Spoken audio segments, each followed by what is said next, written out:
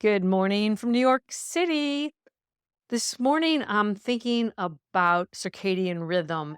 I did a recent pod, in case you missed it, on body intelligence and the clues and cues we get from our body from our racing heart or our blood pressure rising or a surge of energy over something. And it really helps when you tune into that. But what I was thinking about this morning was a time back in Milan many years ago. I was traveling a lot, so much so that I had my small overnight suitcase always sitting open on a countertop in my laundry room.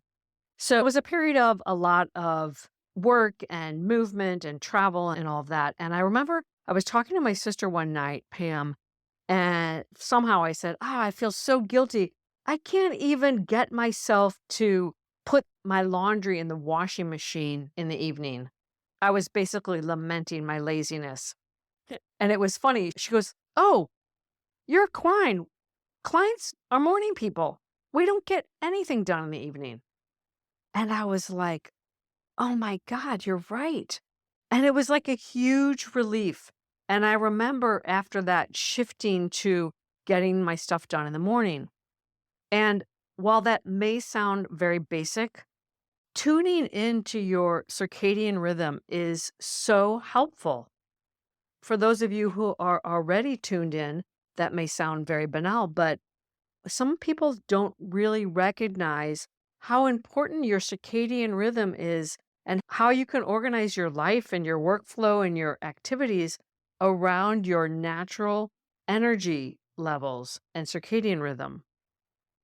That can be things around meal prep, going to the gym, or writing, journaling, whatever it is you want to get done or feels important to you.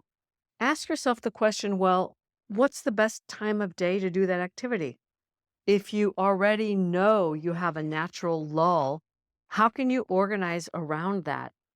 Or on the other side of the spectrum, when you know you have really strong energy or focus, what's the best use of that time? I guess I'm also thinking about this, even though it's not directly related to circadian rhythm, because I had my wrist broken and I have not been physically active for so long. When I do go play pickleball, it tires me out more than usual. And as much as I love to get physical activity in the morning, I can't really afford right now to be zapped for the rest of the day. I need my day energy for other projects that are important to me right now. I think it's also important to be experimental with your circadian rhythm. I did a course last year around creativity, and the teacher had us experimenting with different times of the day for these creative activities we were doing. I think we can all fall into telling ourselves stories like, I'm a morning person or I'm a night owl. And that actually evolves seasonally and with age.